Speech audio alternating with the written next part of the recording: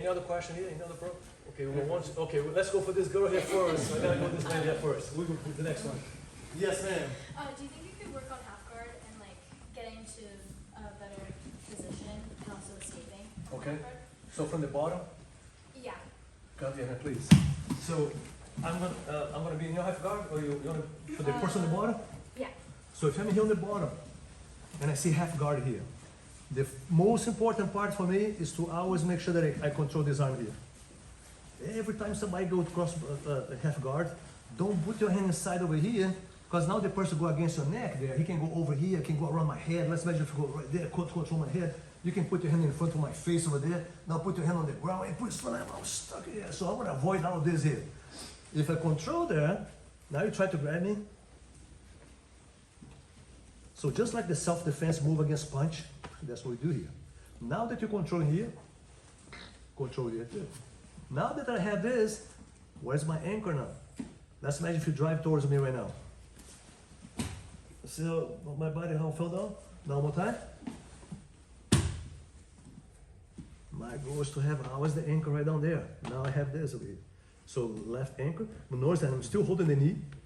Sometimes I can go make a little hook right there. See my little hook there? I can still make the little hook over down there. But look at this. Now it's time for me to move.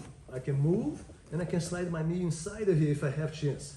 Now I can move myself even farther now. I can create a lot of space here. Now from here, look, I can slide my leg in. The moment I slide my leg in, look at this. Look. I trap it. I slide this out, slide this out.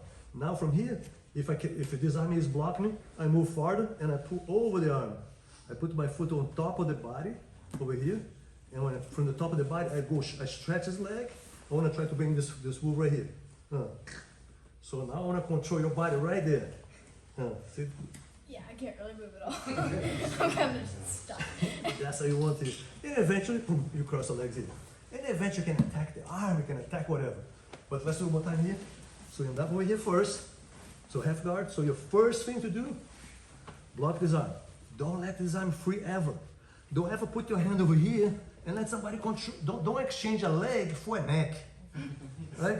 Look at that. I'm going for a leg over here and I got my neck over there. So I want to, right there first.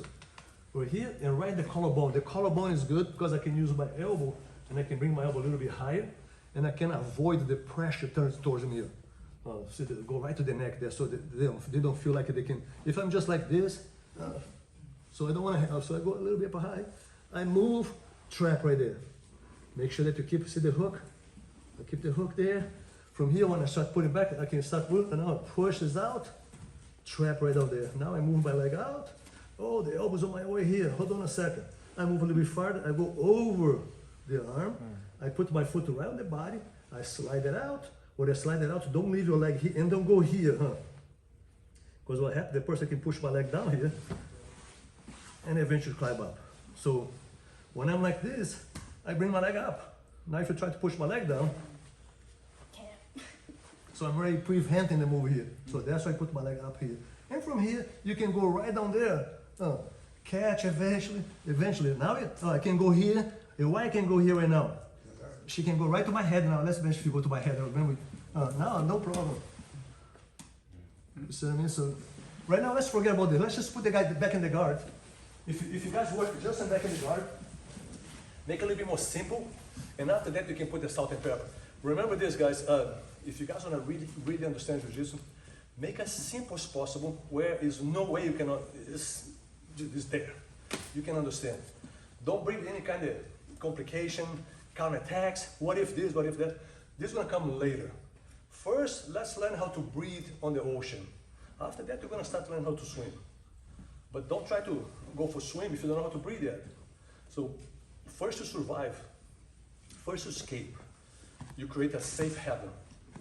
When I'm safe haven, means, hey, I'm not in pain. I'm surviving here.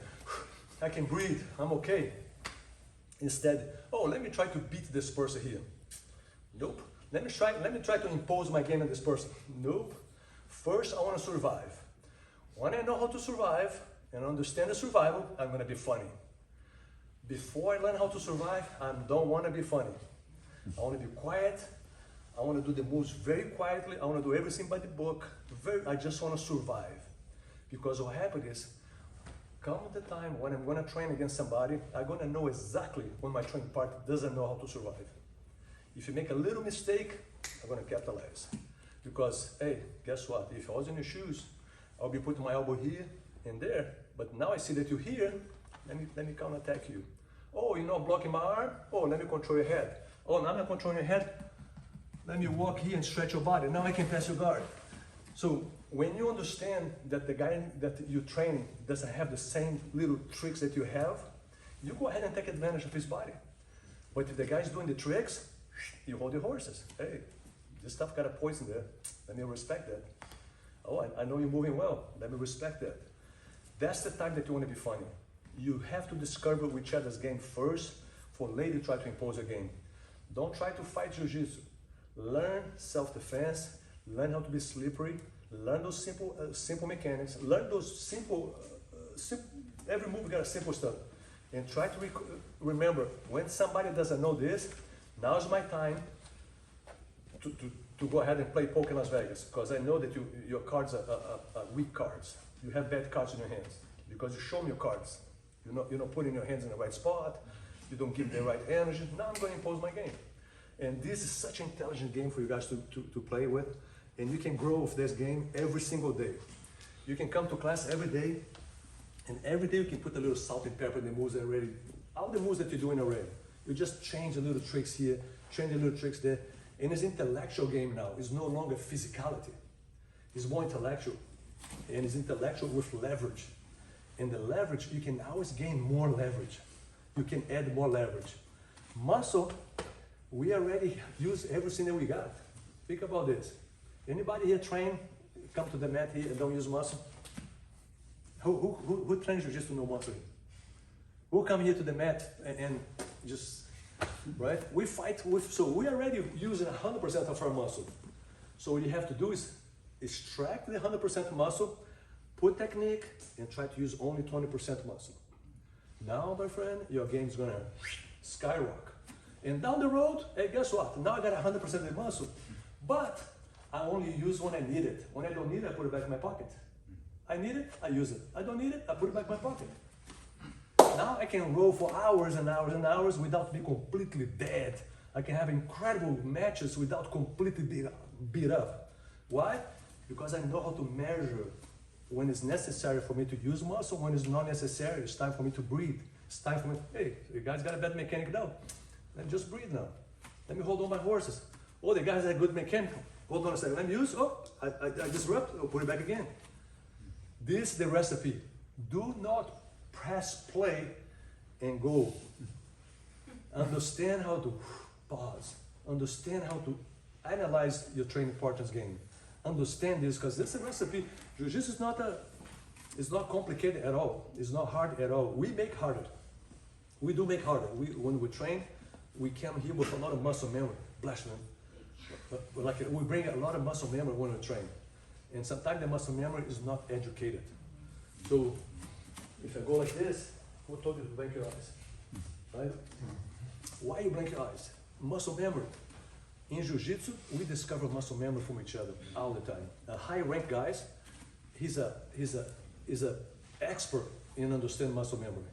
When somebody understands Jiu-Jitsu, he's a PhD in muscle memory.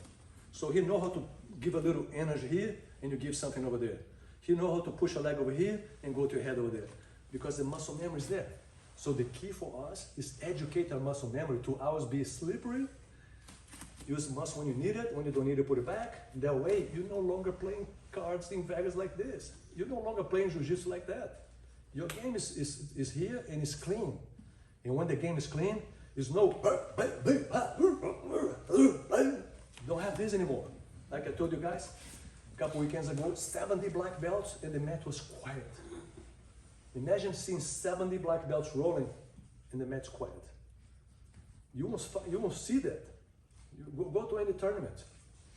Boom, boom, bam, bam, boom, boom, boom.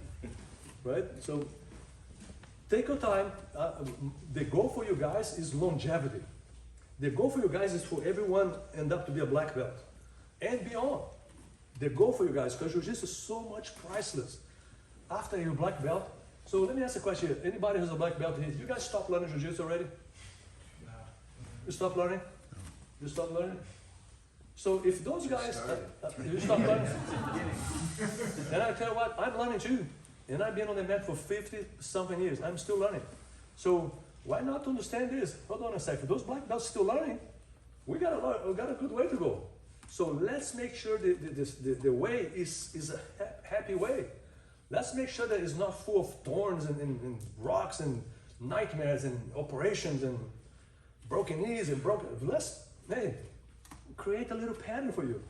And you can come to the mat, you can grow older on the mat, and you can multiply yourself. And when you start multiplying yourself, that's when the really price of Jiu-Jitsu come in. Multiply yourself. You got a lot of people on this planet that has never understood and they have never done it. Very kind of fragile people that some people take advantage before, some people done things for them that's inappropriate things before, and we can go there and help those people like complete overcome. I've seen this happen so many times. And I'm telling you, this is where the benefit comes. And you don't need to be a black belt. You can be a blue belt, you can be a white belt. You come to class, you learn one move, you go back home, you can make a homemade uncle with one move. Now imagine if you can show one move to somebody that somehow can get the person out of this major nightmare because you just show one move.